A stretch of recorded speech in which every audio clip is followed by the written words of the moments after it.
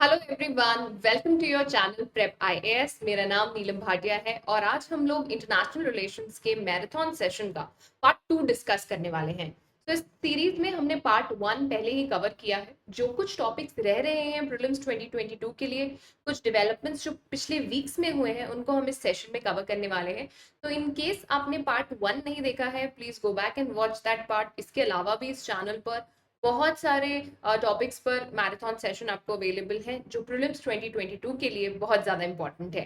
So let's get started. Now the first current affair that we're taking up is about Russia being designated as state sponsor of terrorism.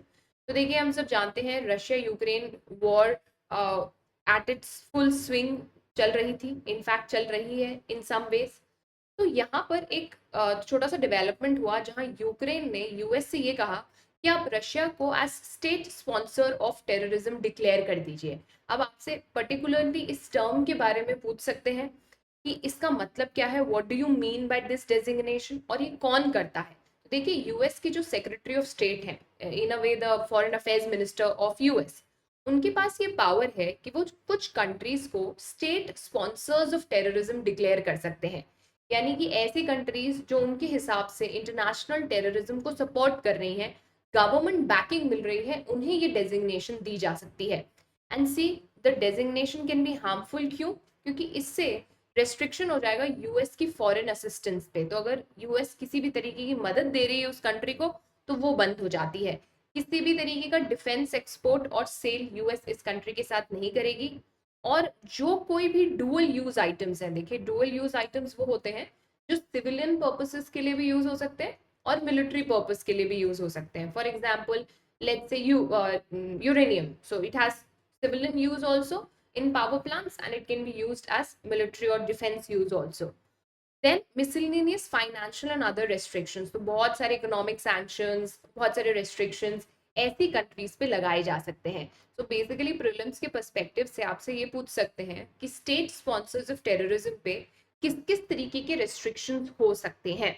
And in fact अगर किसी country को US state sponsors of terrorism declare कर रहा है, तो इसका ये भी मतलब है कि अगर कोई और कंट्री उसके साथ किसी तरीके के रिश्ते बना रही है, तो उस पर भी सैंक्शंस लगाए जा सकते हैं। ये बात भी ध्यान रखिएगा। वेरी वेरी इंपॉर्टेंट एक और क्वेश्चन जो इस डायरेक्शन में आपसे पूछ सकते हैं कि वो कौन कौन सी कंट्रीज अभी हैं जो यूएस की state sponsors of terrorism list पर हैं। तो एज ऑफ नाउ 4 कंट्रीज आपको इस लिस्ट में मिलेंगी।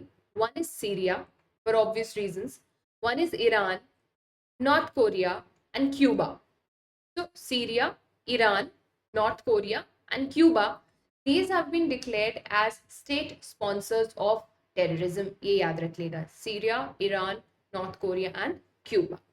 Now, fourth, India-US 2+2 dialogue. Now this has been in news और definitely 2+2 के अराउंड आपसे कुछ सवाल पूछे जा सकते हैं।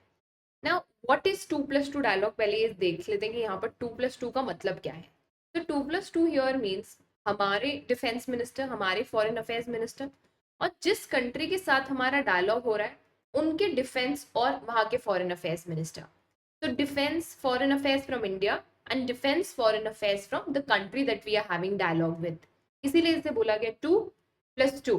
तो ऑब्वियसली मिनिस्टीरियल लेवल का डायलॉग है अगर आपसे ये क्वेश्चन पूछे, ताकि जो भी स्ट्रैटेजिक कंसर्न्स है कंट्री के, जो भी पॉलिटिकल फैक्टर्स हैं, कोई चीज रोड ब्लॉक की तरह एक्ट कर रही है रिश्तों के बीच में, या कुछ नए डेवलपमेंट्स हो रहे हैं, या आमतौर पर रिश्तों को स्ट्रॉन्ग करने के लिए, या एक दूसरे में अगर कुछ प्रॉब्लम्स है तो उसको उजागर करने के लिए, जैसा कि अभी हुआ। It was very interesting dialogue, अगर आप लोगों ने नहीं देखा है तो डू वॉच इट। तो the idea is of course to bring nations together in this context, और हम इस पर बहुत ज्यादा कॉन्सेंट्रेट कर रहे हैं। हमारे जो स्ट्रैटेजिक पार्टनर्स हैं, 4 स्ट्रैटेजिक पार्टनर्स के साथ हमारा 2+2 डायलॉग है। Very important, can be asked question बन सकता है।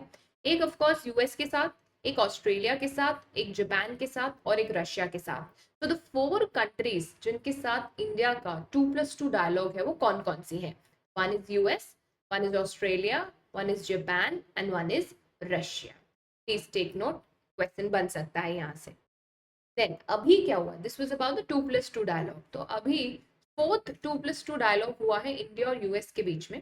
और कहाँ ये हुआ है, ये हुआ है वॉशिंगटन डीसी में। तो ऑफ कोर्स हमारे यहाँ से एक्सटर्नल अफेयर्स एंड डिफेंस, और अमेरिका में उनके काउंटर पार्ट्स।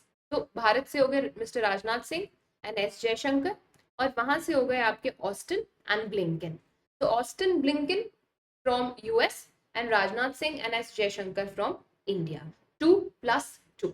नाउ एक और एरिया जहां से यहाँ पर क्वेश्चन बनता है कि ऑब्वियसली क्या की टेक अवेज थे, क्या क्या हुआ 2+2 डायलॉग में, what were the results of it. तो हमने सबसे पहला एक स्पेस सिचुएशनल अवेयरनेस अरेंजमेंट किया। देखिए स्पेस सेक्टर में नई तरीके की कोऑपरेशन हमें देखने को मिल रहे हैं, एंड इंडिया यूएस ने डिसाइड किया है कि हम स्पेस के एडवांसमेंट में कोऑपरेशन करेंगे। तो जो भी नए डेवलपमेंट्स हो रहे हैं उसका ग्राउंड वर्क रखा जाएगा, and this is where the beginning of space cooperation between India and US is seen. इसके अलावा डिफेंस में आर्टिफिशियल इंटेलिजेंस का इस्तेमाल, so the next decade is of artificial intelligence हम जानते हैं, तो कैसे डिफेंस सेक्टर में आर्टिफिशियल इंटेलिजेंस का यूज हो सकता है, कैसे और ज्यादा साइबर ट्रेनिंग हो सकती है जॉइंट, जो हमारी ऑलरेडी जॉइंट एक्सरसाइजेस होती हैं उसमें कैसे हम एआई को इनकलकेट कर सकते हैं, इस पे डेफिनेटली बात की गई, that is important. Then military supply chain cooperation, this is very important. देखिए इंडिया और यूएस का अभी जो कॉमन एनिमी है इंडो पैसिफिक में वो है चाइना, ठीक है। तो US definitely is on India side at least अभी के लिए। आइडिया क्या है, यूएस का ये कहना है कि इस एरिया में अगर कोई नेट सिक्योरिटी प्रोवाइडर है तो वो इंडिया है, और इसीलिए हम सप्लाई चेन कोऑपरेशन स्टैब्लिश करेंगे इंडिया के साथ, ताकि हम डिफेंस रिक्वायरमेंट में इनको कोऑपरेट कर सकें और इंडिया हमें कोऑपरेट कर सके। क्यों ऐसा किया जा रहा है, because remember the common enemy is China. आपको याद क्या रखना है, military supply chain cooperation. Now observing crisis in Ukraine, of course हम जानते हैं यूक्रेन में क्राइसिस चल रही है and India has maintain a kind of a neutral stand, हम ये कह सकते हैं। तो in that context what you need to remember is, हमने ये बोला है कि we will definitely at least come together in humanitarian assistant efforts.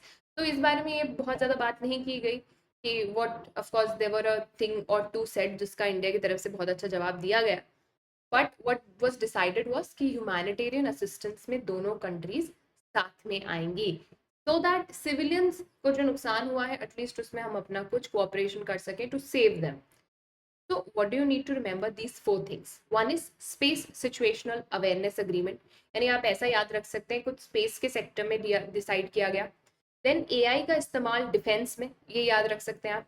Then please remember military supply chain में कोऑपरेशन की बात हुई, क्योंकि हमारा कॉमन टारगेट या फिर ये कह सकते हैं कॉमन दुश्मन यहाँ पर कौन है, China. Then of course there were talks about crisis in Ukraine. India के साथ यूएस का सबसे पुराना 2+2 डायलॉग है, so the oldest 2+2 partner is US, right, and it was held in 2018 for the first time Trump administration के समय पे। This is where I want you to focus. हमारे बीच में कुछ इंपॉर्टेंट पैक्ट साइन हुए हैं, ये बहुत ही इंपॉर्टेंट एरिया है जहां से पहले भी क्वेश्चन बनाया है यूपीएससी ने और आगे भी बना सकते हैं। तो प्लीज याद रखना हमने ये 3 बहुत ही इंपॉर्टेंट अग्रीमेंट्स यूएस के साथ साइन करे हुए हैं। One is LEMOA, one is COMCASA and one is BECA. मैं थोड़ा थोड़ा तीनों के बारे में आपको बता दूंगी ताकि आप आइडेंटिफाई कर सकें इन केस क्वेश्चन आए कि किससे रिलेटेड है। तो first is LEMOA, that is logistics exchange memorandum of agreement, जो सबसे पहले साइन किया गया था। अब ये लेमोवा है क्या, देखिए हम जानते हैं कि भारत के कई जगह पर बेसिस हैं, इसी तरह यूएस के बहुत सारे बेसिस हैं, और यहाँ पर ये बोला गया कि हम एक दूसरे के बेसिस का इस्तेमाल कर सकते हैं फॉर रीफ्यूलिंग एंड रिप्लेनिशमेंट। तो यहाँ पर प्लीज ये मत समझिएगा कि यूएस की नेवी इंडियन बेसिस पे तैनात रहेगी, that's not the idea. Stationing of troops नहीं है यहाँ पर, ये प्योरली लॉजिस्टिकल है। इसका मतलब हमारे पास जो लॉजिस्टिक्स है उसका इस्तेमाल यूएस कर सकता है, और यूएस के पास जो लॉजिस्टिक्स है उसका इस्तेमाल भारत कर सकता है। तो अग्रीमेंट किससे रिलेटेड है, प्लीज रिमेंबर, हम रिफ्यूलिंग कर सकते हैं अपने शिप्स की, रिप्लेसमेंट कर सकते हैं, बेसिकली जो भी लॉजिस्टिक्स अवेलेबल है एक दूसरे के पास उसको हम शेयर कर सकते हैं like good friends. So good, how good friends exchange their pencils, pens, notes, similarly we exchange our logistics। Navy to navy cooperation के लिए ऑफ कोर्स ये बहुत ज्यादा इंपॉर्टेंट होगा, क्योंकि यूएस का तो बहुत सारा facility across the globe available है, और ऑफ कोर्स यूएस भी स्पेसिफिकली बिकॉज वो इंडो पैसिफिक में आजकल बहुत इंटरेस्टेड है, तो भारत के बेसिस से उसको भी फायदा हो सकता है। प्लीज रिमेंबर लेमोवा, इंडिया और यूएस ने लेमोवा साइन किया हुआ है। आपसे पूछ सकते हैं लेमोवा इज रिलेटेड टू और which of the agreements are signed between India and US in the past few years और whatever. Then COMCASA, communications compatibility and security agreement, communications compatibility and security agreement। Please take note, ये किससे related है? देखिए, encryption का बहुत ज्यादा importance है defence में, क्योंकि when you have to send messages, when you have to send crucial information, वहाँ एनक्रिप्शन का बहुत काम आता है। तो यहाँ पर एक अग्रीमेंट किया गया है जिससे हम यूएस के एनक्रिप्टेड कम्युनिकेशन इक्विपमेंट सिस्टम का यूज कर सकते हैं। ये बहुत बड़ी बात है, बिकॉज इसके इस्तेमाल से we will get access to some encryption technology जो अभी तक हमारे पास नहीं है। इनफैक्ट इस कम्युनिकेशन सिक्योरिटी इक्विपमेंट के टेक्नोलॉजी ट्रांसफर की भी बात की गई है, which is just amazing. So what is COMCASA related to? याद रखना, इंक्रिप्टेड कम्युनिकेशन इक्विपमेंट सिस्टम से रिलेटेड है, जहां ये बोला गया that India would be allowed to use these for its military purposes. So communications compatibility and security agreement, इससे पहले हम पढ़ के आए थे लेमोवा। And finally बेका, basic exchange and cooperation agreement. तो देखिए, ये रिलेटेड है जियोस्पेशियल इंफॉर्मेशन से। जियोस्पेशियल इंफॉर्मेशन क्या होती है? Let's say you want to know the location of a particular river, a particular army, if it is situated there, क्या वो stationed है वहां पर, कौन से इंपॉर्टेंट जियोलॉजिकल लोकेशंस हैं वहां पर, ये सारा जियोस्पेशियल डेटा में आता है। एंड डेफिनेटली इसमें मैप्स और सैटेलाइट्स का बहुत ज़्यादा इंपॉर्टेंस है। हम जानते हैं डिफेंस के लिए स्पेस की एक बहुत बड़ी इंपॉर्टेंस है। If you know where a particular army is standing, how it is situated, उसमें कौन से जोग्राफिकल फीचर्स हैं, कहाँ आसपास नेचुरल बैरियर्स हैं, फिर चाहे you are going through the sea wave, you are fighting a war, आप अपना टारगेट लोकेट कर रहे हैं, जियोस्पेशियल इंफॉर्मेशन डिफेंस के लिए बहुत ज़्यादा ज़रूरी है। तो जियोस्पेशियल इंफॉर्मेशन शेयरिंग किससे करी है हमने? बेका से, basic exchange and cooperation agreement, जहां पर हम जियो, आपको कीवर्ड देखिए याद रखना है, जियो स्पेशल इंफॉर्मेशन। अगर ये कीवर्ड याद रख लेंगे you will be able to answer the question. तो लेवोवा में आपको कीवर्ड क्या याद रखना है? Logistics, right. कॉमकासा में आपको कीवर्ड याद क्या रखना है? Encryption. Just remember the keyword and उसके अराउंड जो भी क्वेश्चंस आ रहे हैं आप आंसर कर सकते हैं। और रिमेंबर, ऑल थ्री हमने साइन करे हैं, BECA, LEMOA and COMCASA. Okay, so this is about this topic. Let's move on to the next one, declaration for Uyghur Muslims. Now ये एक टॉपिक बार बार न्यूज में आ जाता है और चांसेस बनते हैं यहाँ से क्वेश्चन आने के। तो ऑब्वियसली टॉपिक नया नहीं है, बट एक रीसेंट डेवलपमेंट हुआ है। यहाँ पर 43 कंट्रीज ने एक डेक्लेरेशन साइन किया है और ये बोला है कि चाइना को रूल ऑफ लॉ फॉलो करना पड़ेगा और जो मुस्लिम यूगर्स हैं जिनजियांग प्रोविंस के, उनको जो वो रिस्पेक्ट डिजर्व करते हैं वो आपको देनी पड़ेगी। तो this is what the declaration is about. और डेक्लेरेशन साइन किसने करवाया है? यूएस ने। तो ऑफ कोर्स स्पॉन्सर यूएस ने किया था। देयर आर 43 कंट्रीज टोटल जिनका ये कहना है कि शिजियांग प्रोविंस में ह्यूमन राइट्स वायलेशन हो रहे हैं और यूगर मुस्लिम्स के अगेंस्ट आप एथनिक क्लेंजिंग कर रहे हैं। इससे पहले भी ऐसे डेक्लेरेशंस 2019 और 2020 में साइन किए गए थे। चाइना को बहुत कंडेम किया गया कि आप लिटरली जेनोसाइड कर रहे हैं इस एरिया में, और इस बार तो यूएस ने कहा है कि आप अपने प्रोविंस को खोल दीजिए for external inquiry. And United Nations high commissioner for human rights, UNHRC, HCR, we should have an access to your province. Xinjiang province में हम जाकर देखें कि किस तरीके के ह्यूमन राइट्स वायलेशन हो रहे हैं। तो एक इंडिपेंडेंट ऑब्जर्वर की डिमांड करी है यूएस ने। United Nations high commissioner for human Rights should go there and see what is happening. अब देखिए ये पूरा मुद्दा है क्या।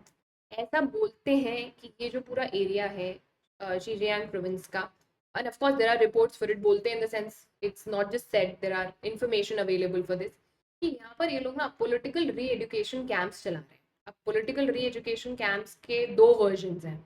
तो जो रिपोर्ट्स आ रही हैं उनका ये कहना है कि यहाँ पर लोगों को आर्बिट्रली डिटेन किया जाता है, इनह्यूमन ट्रीटमेंट किया जाता है, जेनोसाइड प्रैक्टिस की जाती है। एंड चाइनीज गवर्नमेंट का ये क्लेम है कि नहीं नहीं, हम यहाँ पर वो लोग जो एक्सट्रीमिस्ट हो गए हैं, जिनकी आइडियोलॉजी बहुत एक्सट्रीम हो गई है, हम उनको मेलो डाउन करने के लिए, उनको फिर से चीजें सिखाने के लिए, सो that they come down on their extremist agenda, ये कर रहे हैं. Now you understand how how arbitrary that sounds and how bad it can be. क्योंकि हम जानते हैं what happens in China stage in China except for of course कोविड-19. तो इन दैट कॉन्टेक्स्ट हमें पता भी नहीं what is happening exactly in that area. ये सिर्फ जो इंडिपेंडेंट रिपोर्ट्स अवेलेबल है उसके बेसिस पे ये जो है इंफॉर्मेशन हमारे पास आई है. अब एक बात नोट कीजिएगा, ये जो शीजियांग प्रोविंस है, ये एक जिंजियांग प्रोविंस है, ये एक ऑटोनोमस रीजन है. ऑटोनोमस रीजन का मतलब ये है कि जैसे चाइना के और सारे प्रोविंसेस हैं, वैसे ये प्रोविंस भी एग्जिस्ट करता है. और क्योंकि ये ऑटोनोमस रीजन है, इनके पास बहुत सारे और लेजिस्लेटिव पावर्स हैं. तो हम जानते हैं कि चाइना में फेडरल आइडियाज तो वैसे भी एग्जिस्ट नहीं करते, बट बाकी सारे प्रोविंसेस से अगर आप कंपेयर करें तो चाइना में जो 5 ऑटोनोमस रीजन्स है, बेसिकली पांच पांच ऑटोनोमस रीजन्स है चाइना के पास. तो इन 5 ऑटोनोमस रीजन्स में और ज्यादा लेजिस्लेटिव पावर्स हैं compare to other provinces. So for example, they can decide how their government would be formed, what would be the major functions of the government. So since this is an autonomous region, ये और ज्यादा question mark है कि आप एक autonomous region में ऐसा कैसे कर सकते हैं. ऑफ कोर्स चाइना मना करता है कि हम ऐसी कोई एथनिक क्लेंजिंग नहीं कर रहे हैं, ये बिल्कुल हमारे अगेंस्ट एक आपका षड्यंत्र है. हम तो सिर्फ एजुकेशनल सेंटर्स चला रहे हैं जहाँ पर जो एक्सट्रीमिस्ट थॉट्स के लोग हैं उनके रेडिकलाइजेशन को कम किया जा रहा है और हम उनको वोकेशनल स्किल्स सिखा रहे हैं. But we know and of course the reports are not wrong, ये लिटरली डिटेंशन कैंप्स हैं जो चाइना में चल रहे हैं. And we all don't doubt the potential of China, I hope, right. क्या क्या करने में केपेबल है ये हम जानते हैं. Now, आपको एग्जाम पर्पसेस से क्या क्या याद रखना है. ये जो यूगर मुस्लिम्स हैं, ये टर्किक एथनिक माइनॉरिटी ग्रुप है, ये याद रखिएगा.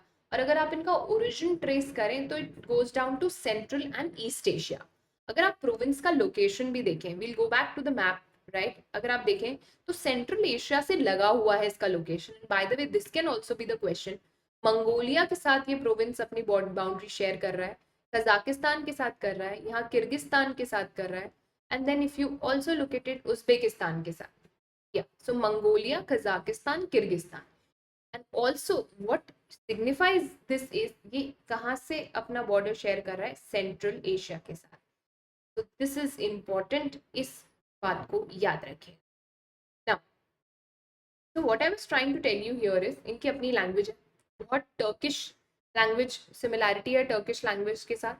And they find themselves very close to central Asian nation. देखिए जो भी बॉर्डर एरियाज होंगे ना, वो अपनी कहीं ना कहीं आसपास से इन्फ्लुएंस कैरी करेंगे, and they find themselves ethnically close to central Asian nations. ये चाइना की 55 रिकॉग्नाइज्ड एथनिक माइनॉरिटी कम्युनिटी में से है, पर चाइना इसे रिकॉग्नाइज करता है कि ये एक रीजनल माइनॉरिटी है और ये इंडिजिनस ग्रुप नहीं है. तो इंडिजिनस रिकॉग्निशन ही नहीं है इनको, ये बात याद रखिएगा. सबसे ज्यादा आपको कहाँ पर मिलेंगे, of course Xinjiang region of China, जो अभी हमने देखा, which was sharing border with Mongolia, Kazakhstan and Kyrgyzstan. Also अगर आसपास आप देखें तो यूगर मुस्लिम्स आपको दिखेंगे, जैसे उज्बेकिस्तान में, किर्गिस्तान में, कजाकिस्तान में. ऑल्सो रिमेंबर, जैसा कि मैंने आपसे कहा, ये एक ऑटोनोमस रीजन है, यानी इसके पास थोड़े से ज्यादा लेजिस्लेटिव पावर्स हैं compare to other provinces of China. और चाइना इसमें इसीलिए इतना इंटरेस्टेड है क्योंकि यहाँ पर बहुत सारा मिनरल है. It is rich in minerals and it is a large place in terms of area also. So obviously China would keep its hold on it. Next, G20's Troika.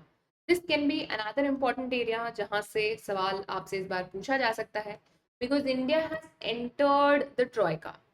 और ट्रॉइका का मतलब क्या है, ट्रॉइका मीन्स 3.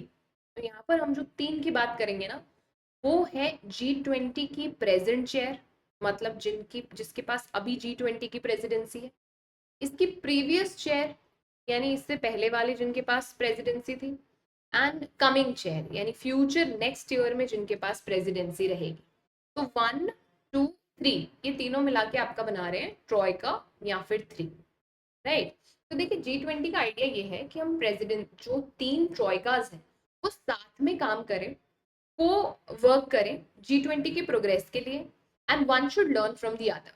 तो G20 और India का अभी क्या कनेक्शन है, in 2023 we would be hosting the G20 summit and 1 दिसंबर 2020 से हमारे पास G20 की प्रेसिडेंसी आ जाएगी। अब अभी हम ट्रॉयका का पार्ट क्यों है? क्योंकि हम इस कमिंग का पार्ट है। तो as of now current chair की अगर मैं बात करूं तो वो इंडोनेशिया है। द करंट और the present chair is Indonesia. The past chair और the previous chair I should say is Italy and the coming chair is India. तो 3 I's याद रखना, Italy, Indonesia, India. Italy had it last year. Indonesia is having it this year, and India will have it in 2023. तीनों मिला के आपका बन गया troika. India, Indonesia और इटली के साथ मिलकर काम करने वाली है G20 के एजेंडा को पूरा करने के लिए। और जैसा कि मैंने आपसे कहा, हमारे पास प्रेसिडेंसी कब आ जाएगी? 1 दिसंबर 2022। And of course, we will be hosting the G20 Leaders Summit in 2023, which is amazing. Bharat में ये समिट जो है ऑर्गेनाइज की जाएगी 2023 में, और हम अज्यूम कब कर लेंगे? 1 दिसंबर 2022 में। नाउ इटली ने इसको 2021 में होस्ट किया था, as I told you. Indonesia इसे जो है, इंडोनेशिया को प्रेसिडेंसी मिल गई थी 1 दिसंबर को, और होस्ट कब करेंगे ये? 2022 में। और हम कब करेंगे? 2023 में। Don't get confused here. Italy hosted it in 2021, 2022 में हैंड ओवर कर दिया गया इंडोनेशिया को। अब इंडोनेशिया 2022 में इसकी होस्टिंग करेगा, दिसंबर 2022 में इंडिया को दे दी जाएगी, और इंडिया 2023 में उसको होस्ट करेगा। So you see how the troika is formed here.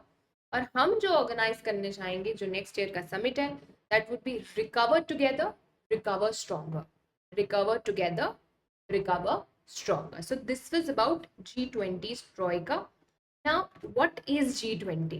देखिए, टोटल इसमें 20 यूनिट्स हैं, 19 कंट्रीज हैं, और एक आपकी यूरोपियन यूनियन है। अभी हम इसको याद कर लेंगे 20 कंट्रीज को। As of now remember there are 19 countries and European Union, और इसमें आपको रिप्रेजेंटेटिव्स मिल जाएंगे from IMF and world bank. So 19 + 1 and IMF, remember that. And very very important, इसका कोई परमानेंट सेक्रेटेरिएट या हेडक्वार्टर नहीं है। यहाँ आपको MCQ में घुमाया जाता है कि the headquarter of G20 is in Paris और इट इज इन इंग्लैंड। तो डोंट गेट कंफ्यूज्ड। तो आपको याद रखना है, इसका कोई भी परमानेंट सेक्रेटेरिएट या फिर कोई हेडक्वार्टर नहीं है। Now, इसमें कौन कौन सी कंट्रीज हैं? एडवांस कंट्रीज, इमर्जिंग इकोनॉमीज, दोनों है इसमें। एंड बहुत इंपॉर्टेंट है क्योंकि आप देख सकते हैं, इट हैज 85% ऑफ GDP। दुनिया की 2/3 ग्लोबल पॉपुलेशन आपको यहाँ मिलेगी। ग्लोबल इन्वेस्टमेंट, ट्रेड के कॉन्सेप्ट में 75। तो definitely it's a very very important grouping. Now member countries हम लोग इसकी याद कर लेते हैं। तो एक बड़ा इंटरेस्टिंग निमोनिक है इसके लिए, जो आप याद कर लीजिए तो आप पूरे कंट्रीज को मेमोराइज कर पाएंगे।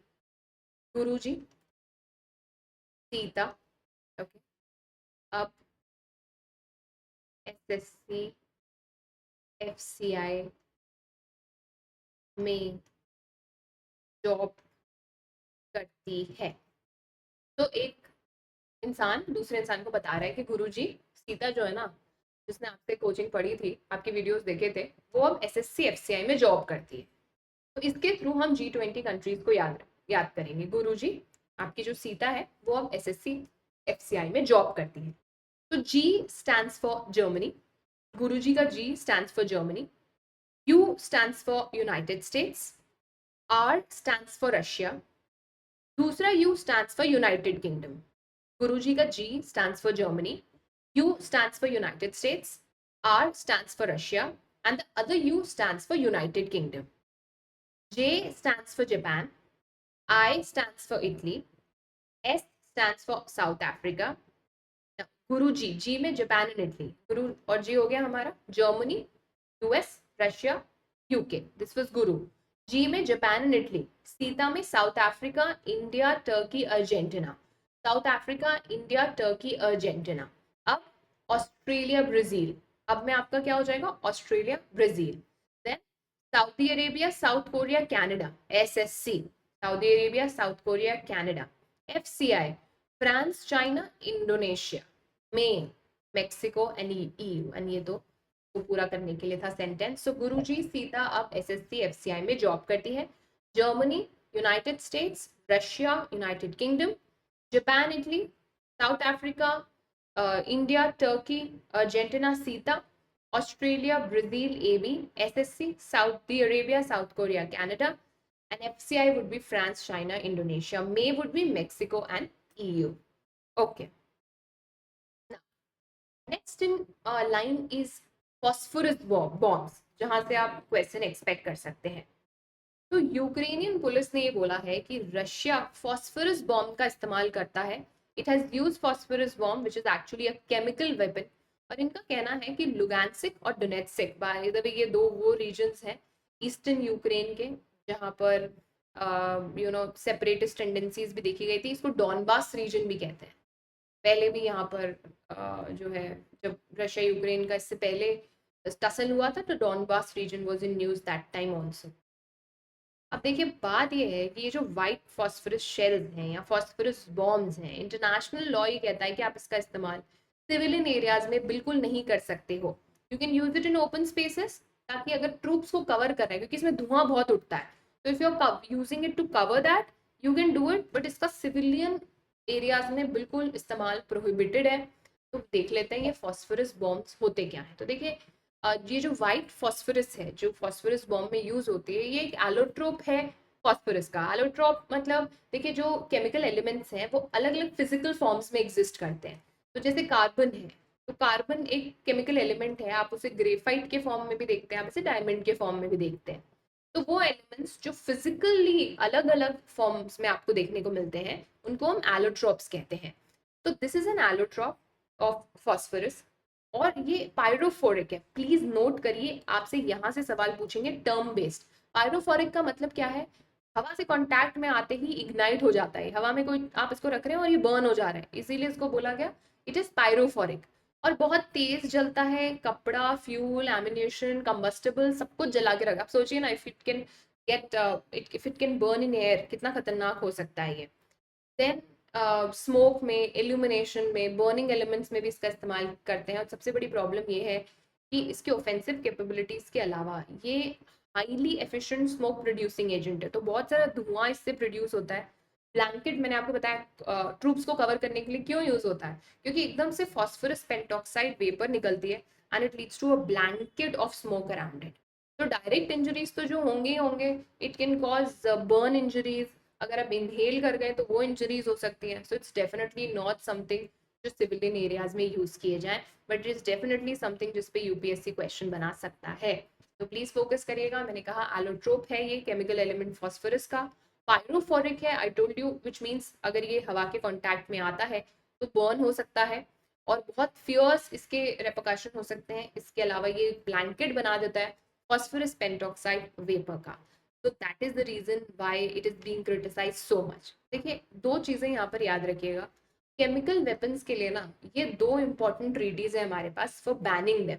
One is chemical weapons convention, एक मल्टीलैटरल ट्रीटी है और इसमें ऑफ कोर्स ये डिसाइड किया गया कि हम केमिकल वेपन्स को एक स्टिपुलेटेड टाइम में बिल्कुल खत्म कर देंगे.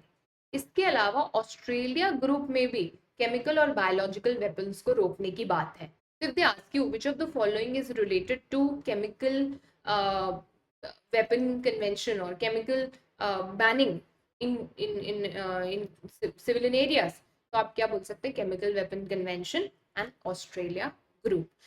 Can you tell me the year of chemical weapon convention जब वो जो है ऑपरेशन में आई? In the comment box, please let me know. That would be your homework. Another important area जहाँ से सवाल बनता है that is resolution 2601. छोटा सा टॉपिक है बट कभी कभी छोटे टॉपिक्स परेशान कर देते हैं, क्योंकि पहली बार ऐसा कोई रेजोल्यूशन आया है रेजोल्यूशन 2601 नाम का, इसीलिए इम्पोर्टेंट है. तो देखिए जब भी कहीं वॉर होती है तो ऑब्वियसली एवरीबडी सफर्स, बट बहुत ज़्यादा सफ़र करते हैं स्कूल्स, बच्चे, टीचर्स. आप देखते कई बार स्कूल्स तोड़ दिए जाते हैं, they are all turn into ashes. पढ़ाई बहुत सफ़र करती है.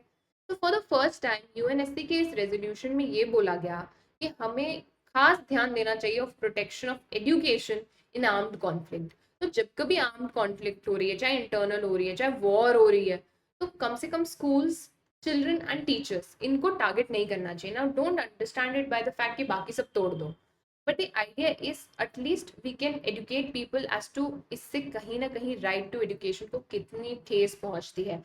तो we really need to take care of the fact कि हमें एजुकेशन को सफ़र नहीं कराना है, and we should be careful of not destroying schools, teachers and children in the process. तो ये क्वेश्चन आपसे बन सकता है कि रेजोल्यूशन 2601 किससे रिलेटेड है, एंड अगर आपको नहीं पता है तो आप गेस नहीं कर पाएंगे that it talks about protection of education in armed conflict. Now if you go by the report, अगर आप इस डेटा को पढ़ें तो आपको समझ में आएगा ये क्यों ज़रूरी था। 22,000 students, teachers, and academics were injured, killed, or harmed in an attack to education institution. Easy target होता ही है, इसलिए कई बार आपने न्यूज़ भी देखी होगी, how bombs are dropped in schools, how school children are targeted, and this should stop. इसके लिए resolution 2601 important.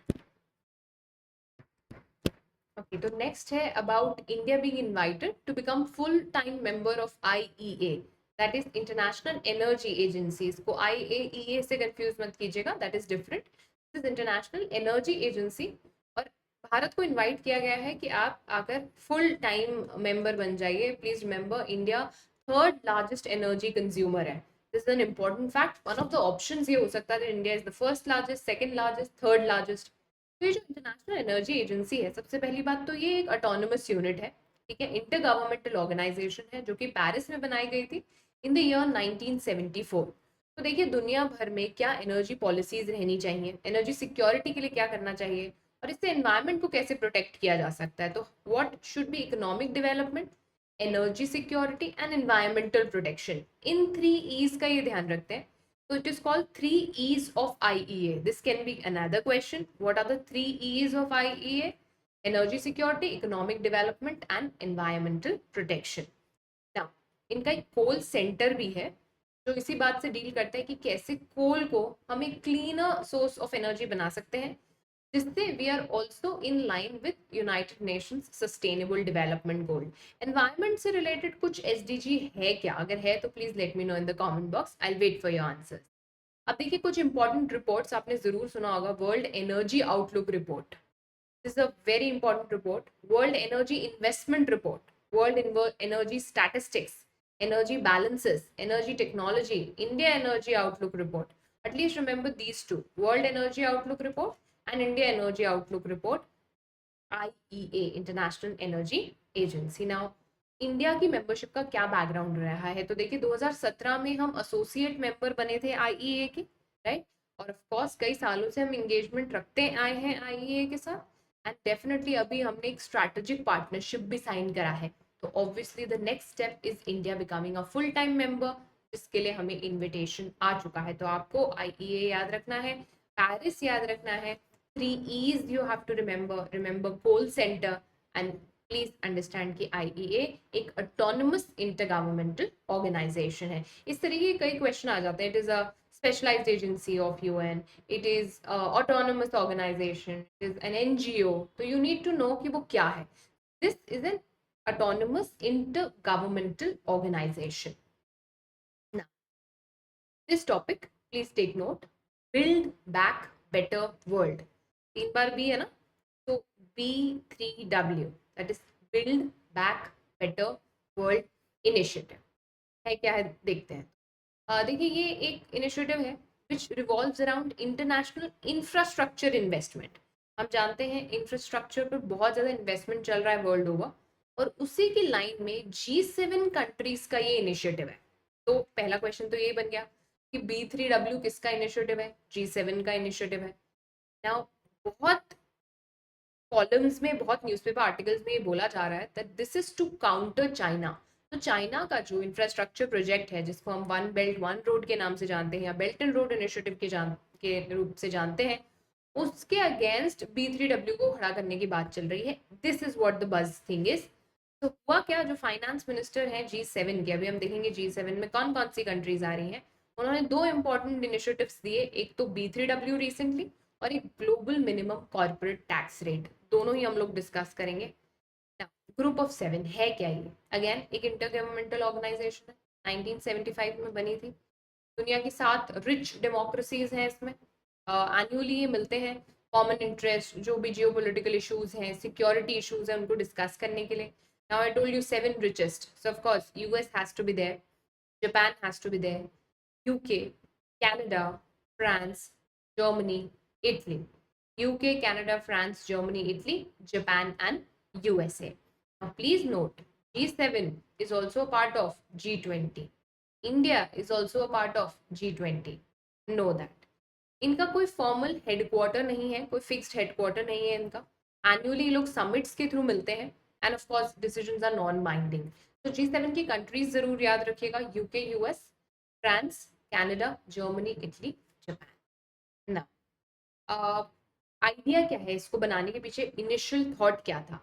तो बिल्ड बैक. सो आप समझ सकते हैं कि it has to do something with redoing stuff. तो कोविड-19 की वजह से जो इंफ्रास्ट्रक्चरल लॉसेस हुए, इकोनॉमिक डेवलपमेंट्स रुक गए, उसमें रिलीफ प्रोवाइड करने के लिए उन्होंने कहा है that we will be giving infrastructure packages. जो भी डेवलपिंग कंट्रीज हैं या लोअर इनकम कंट्रीज हैं उनको हम इंफ्रास्ट्रक्चर पैकेजेस देंगे. अब आप समझ रहे हैं क्यों इसे counter to Chinese belt and road initiative माना जा रहा है. तो they said that we'll come together और हम 4 एरियाज में प्राइवेट सेक्टर कैपिटल फंड करेंगे. एक तो climate, health and security, digital technology and gender equity. 4 areas याद रखिएगा. B3 के 4 एरियाज पूछ सकते हैं. Climate, health and security, health security, digital technology and gender equity and equality. Now second जो इम्पोर्टेंट डिसीजन लिया गया that was about the global minimum corporate tax rate. तो ये है क्या, इसको देख लेते हैं. देखिए होता क्या है, अभी ना कुछ कंट्रीज दुनिया में टैक्स हेवन्स हैं. टैक्स हेवन का मतलब एक ऐसी जगह जहाँ पर या तो टैक्स रेट बहुत कम है या है ही नहीं. अब ऑब्वियसली बिजनेसेस के लिए बड़ा प्रॉफिटेबल है कि वो अपनी यूनिट्स इन टैक्स हेवन्स में लगा लें ताकि वो टैक्स सेविंग्स कर सकें. और कंट्री को क्या फायदा है कि चलो हमारे यहाँ पर इन्वेस्टमेंट आ रहा है. तो इस तरीके के टैक्स सेविंग्स कई जगह एग्जिस्ट करते हैं. बट G7 में ये बोला है कि इसका सोल्यूशन ये है कि हमें एक minimum global corporation tax rate लगानी पड़ेगी 15% की. अब इसका मतलब क्या है समझिएगा. सबसे पहले देखिए कॉरपोरेशन टैक्स क्या है यहाँ पर. कॉर्पोरेट टैक्स है क्या यहाँ पर. डायरेक्ट टैक्स है. सबसे पहले किस पे लगाई जाती है, कंपनीज के नेट इनकम, नेट प्रॉफिट पर लगाई जाती है. तो ऑब्वियसली अगर कहीं नहीं है या बहुत कम है तो कंपनीज वहीं अपनी कंपनी लगाना चाहेंगी. तो G7 का ये कहना है, इसका सोल्यूशन ये है कि अपन 15% की टैक्स रेट को फिक्स कर लेते हैं. अब इसका मतलब क्या ये है कि पूरी दुनिया में हर कंट्री को 15% की टैक्स रेट लगानी पड़ेगी? उन्होंने बोला नहीं. आप ABC कंट्री, XYZ कंट्री, जो भी कंट्री है, आपको जितनी कॉर्पोरेट आप लगाना चाहते हैं आप लगाइए. आपकी 5% है आप 5% लगाइए, 10% है 10% लगाइए. लेकिन जिस होम कंट्री की ये कंपनी है वो इसको टॉप अप करेगी ओवर एंड अबव तब तक जब तक वो 15% नहीं पहुंचता. Look, but if company pays lower rates in a particular country, their home government could top up their taxes to the minimum rate, eliminating the advantage of shifting profits to a tax haven. तो बोला कम से कम अपन इसको 15% कर देते हैं ताकि suppose करो कोई टैक्स हेवन है वो 5% ही ले रहा है तो हम उस पर 10% और लगा देंगे होम कंट्री. तो क्या होगा, जो फायदा था उनका वहां पर इंडस्ट्री लगाने का वो एलिमिनेट हो जाएगा. और इसकी वजह से एक फेयर प्ले होगा कि जहां सच में लगनी चाहिए वहां इंडस्ट्रीज लगे. सिर्फ इस वजह से क्योंकि वहां पर टैक्स हेवन है लोग वहां शिफ्ट कर जाते हैं. इसको सॉल्व करने के लिए ग्लोबल मिनिमम कॉर्पोरेट टैक्स की बात की गई. आप, आई होप आप मेरी बात समझ पा रहे हैं. यहाँ पर जो होम कंट्री है वो जितना टैक्स लगाएगी वो उनकी प्रॉब्लम है, बस उसको टॉप अप कर दिया जाएगा जहाँ की वो होम गवर्नमेंट है, जहाँ की वो कंट्री एक्चुअली है, ओवर एंड अबव दैट वो उस पर लगाएंगी ताकि कम से कम 15% का टैक्स रेट हो. ये भी G7. सो G7 के 2 इंपॉर्टेंट डेवलपमेंट्स याद रखिएगा. B3W, that is build back better world, and global minimum corporate tax.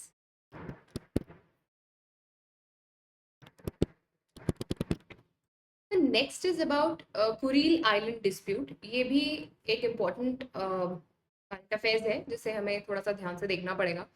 तो देखिए रिसेंटली क्या हुआ है, जापान ने ये कहा है कि जो 4 आइलैंड्स हैं जो बेसिकली इनके डिस्प्यूटेड है रशिया के साथ, जिसको हम कुरील आइलैंड ग्रुप के नाम से जानते हैं. ये by the way Kuril island term Russia use करता है, जापान इसके लिए यूज करता है नॉर्दर्न टेरिटरीज. सो जापान इन आइलैंड्स के लिए टर्म यूज करता है नॉर्दर्न टेरिटरीज और रशिया यूज करता है कुरील आइलैंड्स. तो इन्होंने रिसेंटली जापान की जो डिप्लोमेटिक ब्लू बुक है, अभी हम देखेंगे डिप्लोमेटिक ब्लू बुक क्या होती है और इससे सवाल भी आ सकता है what do you mean by diplomatic blue book. तो जापान ने रशिया को यहाँ पर बोला है कि रशिया ने इस पर्टिकुलर आइलैंड को इलीगली ऑक्यूपाई कर रखा है। कौन से आइलैंड्स की बात हो रही है? कुरील आइलैंड्स की। कुरील आइलैंड्स रशिया में कहते हैं और जापान इसको कहता है northern territories. Now look at the location.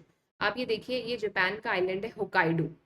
Hokkaido से का जो ये वाला एंड है, if you look at this stretch, यहाँ से ये कुरील आइलैंड शुरू होता है and goes up to till here, the southern tip of Russia Kamchatka. तो Kuril island stretch from Japan island of Hokkaido, Hokkaido से स्टार्ट हो रहा है, if you can look at it, and goes till Kamchatka of Russia. तो Russia का जो southern part है कमचाटका, वहां से लेकर कर होकाइडो तक की कुरील आइलैंड्स की आपको चेन ऑफ आइलैंड्स देखने को मिलती है। एंड डिस्प्यूटेड आइलैंड्स है, जापान इसको as I said northern territories कहता है और रशिया इसको क्या बोलता है? कुरील कहता है। थोड़ा सा लोकेशन देख लीजिए, if you look at it, it separates sea of Okhotsk with Pacific ocean. तो एक तरफ इसके पैसिफिक ओशन है अगर लोकेशन के पर्सपेक्टिव से आपसे क्वेश्चन पूछे, और एक तरफ सी ऑफ ओखोत्स्क है। So please remember this, Kuril islands, sea of Okhotsk, Pacific ocean. So this can also be one of the question. Hokkaido से लेकर you see it till कमचाटका of Russia. Now background क्या है? देखिए, आज का dispute नहीं है, जापान और रशिया के बीच में डिस्प्यूट बहुत समय से चला आ रहा है। और ये जो Kureel island, south Kureel islands हैं, इसके एतोरोफू, कुनाश्री, शिकोतान और हम्बोवाई, इनको लेकर डिस्प्यूट है। एतोरोकू, कुनाश्री, शिकोतान एंड हम्बोवाई। अब ये आइलैंड्स की डिस्प्यूट ये है कि जापान का ही कहना है ये हमारे हैं, बट रशिया ने इसको इलीगली ऑक्यूपाई कर रखा है as being the successor of Soviet Union. तो देखिए, ऐसा नहीं है कि इससे पहले कभी कोई कोशिश नहीं की गई। ऑफकोर्स हम ट्रीटी की डिटेल्स पर नहीं जाएंगे, बट कई सारी अलग अलग ट्रीटीज साइन हुई। एटलीस्ट आपको इनके नाम पता होने चाहिए कि कौन कौन सी ट्रीटीज कुरील आइलैंड डिस्प्यूट से रिलेटेड है। तो ट्रीटी ऑफ शिमोदा साइन हुई, जिससे ऐसा लगा कि ये प्रॉब्लम सॉल्व हो जाएगी, but then treaty of Saint Petersburg की जरूरत पड़ी। उसके बाद वर्ल्ड वॉर के बाद याल्टा अग्रीमेंट में इसको लेकर प्रोविजंस आए। Then San Francisco peace treaty हुई, लेकिन ये भी फेल हो गई। Finally Japan Soviet joint declaration आया, जिसके टर्म्स को भी नहीं माना गया। तो अभी तक treaty of Shimoda, treaty of Saint Petersburg, Yalta agreement, San Francisco peace agreement and Japan Soviet joint declaration. तो इन टोटालिटी अगर आज की डेट में इसका स्टेटस देखें तो कुरील आइलैंड इसे रशिया कहता है, नॉर्दर्न टेरिटरीज इसे जापान कहता है। जापान का कहना है ये हमारा है, रशिया का कहना है ये हमारा है। जापान ने अभी एक डिप्लोमेटिक ब्लू बुक निकाली है। बेसिकली डिप्लोमेटिक ब्लू बुक का मतलब होता है उनका एक डॉक्यूमेंट जिसमें वो अपनी फॉरेन पॉलिसी से रिलेटेड अपडेट्स डालते हैं। फॉरेन पॉलिसी और इंटरनेशनल रिलेशन से अपडेट आती है in the diplomatic blue book. और डिप्लोमेटिक ब्लू बुक ने, जापान ने ये स्टैंड रखा है कि Kuril island is illegally occupied by Russia. तो आपको क्या क्या याद रखना है? कुरील आइलैंड की लोकेशन याद रखनी है। आप प्लीज याद रखिएगा कि कहाँ से कहाँ तक स्ट्रेच हो रहे हैं। सी ऑफ ओखोत्स्क और पैसिफिक ओशन ध्यान रखिएगा। Also it would be good if you can remember the 4 islands that I talked about here and the treaties. Treaty of Shimoda, St. Petersburg, Yalta Agreement, San Francisco Peace Treaty and Japan Soviet Joint Declaration. Now towards the end हम कुछ important titbits discuss कर लेते हैं जहां से कुछ questions बन सकते हैं। बेसिकली ये ग्रुप्स और रिपोर्ट्स हैं जो किसी ना किसी वजह से न्यूज़ में रही थी। तो जैसे इंटरनेशनल लॉ कमीशन न्यूज़ में था, क्यों? क्योंकि जो बिमल पटेल जी हैं उनको बनाया गया है, हैज बीन मेड और rather I should say has been elected to international law commission 5 साल के लिए। तो any Indian personality if in news, वो ऑर्गेनाइजेशन अपने आप इंपॉर्टेंट हो जाती है। अभी ये member of national security advisory board of India के पार्ट है और इनको बनाया गया है इंटरनेशनल लॉ कमीशन का पार्ट। एंड इनका टर्म स्टार्ट होगा फ्रॉम 1 जनवरी 2023। तो एक तो आपको बिमल पटेल जी, प्रोफेसर बिमल पटेल जी का नाम याद रखना है। देन आपको ये याद रखना है इंटरनेशनल लॉ कमीशन क्या है। बेसिकली यूनाइटेड नेशंस ने इस बॉडी को स्टैब्लिश किया था 1947 में, ताकि इंटरनेशनल लॉ को कोडिफाई कर सके, उसका प्रोग्रेसिव डेवलपमेंट हो सके, इंटरनेशनल लॉ में कुछ नए एडिशंस आ सके, समय के साथ वो बदला जा सके, जो चीज़ें कोडिफाइड नहीं हैं अभी तक उनको कोडिफाई किया जा सके। और बेसिकली ज़्यादातर पब्लिक इंटरनेशनल लॉ से रिलेटेड है, बट धीरे धीरे it is also venturing into private space. आज की डेट में इसमें 34 मेंबर्स हैं जो बहुत जो है रिकॉग्नाइज लोग हैं जिनका कंपिटेंस है इंटरनेशनल लॉ में। तो this can be some questions जो आपसे पूछे जा सकते हैं about international law commission. Don't forget the name of professor Bimal Patel, उस पे भी सवाल आपसे पूछ सकते हैं। Then international criminal police organisation, जिसको हम पॉपुलरली इंटरपोल कह देते हैं। What is Interpol? तो और न्यूज में क्यों आया? तो हमारे सीबीआई के जो स्पेशल डायरेक्टर प्रवीण सिन्हा जी, इनको इलेक्ट किया गया एज डेलीगेट फॉर एशिया। तो एशिया रीजन के डेलीगेट बनाया गया है इंटरपोल की एग्जीक्यूटिव कमेटी में। विमल पटेल जी का नाम हमने इंटरनेशनल लॉ कमीशन के कॉन्टेक्स्ट में देखा। प्रवीण सिन्हा जी का नाम हमें याद रखना है as he has been elected the delegate for Asia. जो एग्जीक्यूटिव कमेटी है इंटरपोल की, उसमें एज डेलीगेट फॉर एशिया इन्हें बनाया गया है। इंटरपोल है क्या? ये एक इंटर गवर्नमेंटल ऑर्गेनाइजेशन है जिससे 195 मेंबर स्टेट्स जो हैं उनकी पुलिस आपस में कोऑर्डिनेट करती है। तो पुलिस फोर्सेस का कोऑर्डिनेशन स्टार्ट इस्टेब्लिश करने के लिए इंटरपोल बनाया गया, जिसका हेडक्वार्टर लियोन फ्रांस में है। This can be important. Lyon, police, Singham, lion, Lyon, just for your memory इसको आप ऐसे याद रख सकते हैं। पुलिस, सिंगम, सिंह, lion, Lyon. Lyon that is the headquarter कहाँ पर है? फ्रांस में। ठीक है। अब देखिए ये क्या करते हैं, हर मेंबर कंट्री के पास इंटरपोल का एक एज अ होस्ट ऑर्गेनाइजेशन होगी। तो जैसे भारत में नेशनल क्राइम ब्यूरो है, एनसीबी। इंटरपोल का जो एनसीबी है वो किसको डेजिग्नेट किया गया है? सीबीआई को। तो हर कंट्री में इनका एक नेशनली मॉनिटर करने के लिए नेशनल सेंट्रल ब्यूरो होगा, जिससे सारी कोऑर्डिनेशन होगी। और सीबीआई भारत के लिए क्या है? National central bureau of Interpol. तो इंडिया में किसको डेजिग्नेट किया गया है national central bureau for Interpol? CBI. और हमारे सीबीआई के special director Praveen Sinha ji as a delegate for Asia जा रहे हैं in the executive committee of Interpol. Remember किसके बारे में हमने बात करी? हमने बात करी international criminal police organisation. As I said, police coming together 195 countries, interoperability, interpole. Okay, reporters without borders, ये काफी चर्चा में रहा था, इसको देख लेते हैं एक बार। कहाँ पर बेस्ड है? पेरिस में बेस्ड है। ठीक है। It's an NGO, please remember it's not a specialised organ of UN, in case आपको ये लग रहा था। ऑफ कोर्स कंसल्टेटिव स्टेटस है इसके पास में, बट स्पेशलाइज्ड ऑर्गन नहीं है, ये गलती मत करिएगा। It is just an NGO, not just in that sense, but it's an NGO. और ये हर साल निकालते हैं वर्ल्ड प्रेस फ्रीडम इंडेक्स। तो एक ये क्वेश्चन भी आ सकता है, who releases world press freedom index? This can be one of the question. कौन निकालता है जी world press freedom index? It is released by, and please remember, Reporters Without Borders, which is headquartered in Paris. तो what you need to remember here is, अभी कुछ इसकी important findings हुई हैं जिसकी वजह से चर्चा में भी रहा। तो इनका ये कहना है कि करंटली 488 मीडिया पर्सनल्स को इलीगली इम्प्रिजनमेंट करके रखा हुआ है। Of course this year number of killings कम रही थी क्योंकि वेस्ट एशिया थोड़ा स्टेबलाइज हुआ है, पर हमारे लिए क्या देखना है? बोला गया the most dangerous countries for media professionals are Mexico, Afghanistan, Yemen and India. So what you need to remember is, Reporters Without Border में for the first time, this is what should blow up your mind and you can be asked a question also, कि India को इसमें डाला गया है। यहीं से पूरी कंट्रोवर्सी आई थी कि रिपोर्ट बायस्ड है and all that. of course we can debate long over it, but abhi prelims are so we'll not go into debates right now. Let's just remember that India has been included in the list of most dangerous countries for media professionals by Reporters Without Border। और Reporters Without Border कौन सी report निकालती है? World press freedom index, headquarter कहाँ पर है? Paris में। Now, Internet Governance Forum. Again, छोटा topic but can form a question because India hosted the forum for the first time. पहली बार इंडिया ने इस फोरम को होस्ट किया और इस बार थीम था inclusive internet for digital India. We know it, internet में सबसे बड़ी प्रॉब्लम आज है एक्सक्लूसिविटी की, because we know digital divide exist करता है, रूरल अर्बन डिवाइड एग्जिस्ट करता है यहाँ पर।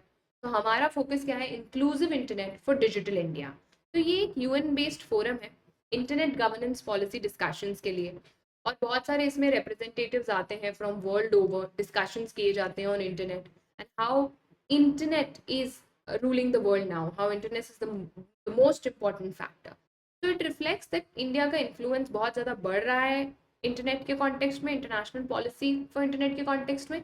इसीलिए पहली बार इंडिया ने इस फोरम को होस्ट किया है। क्वेश्चन थीम के अराउंड आ सकता है, inclusive internet for digital India.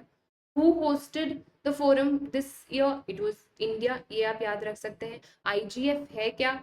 What is Internet Governance Forum? It is a forum where internet governance policy discussions are done.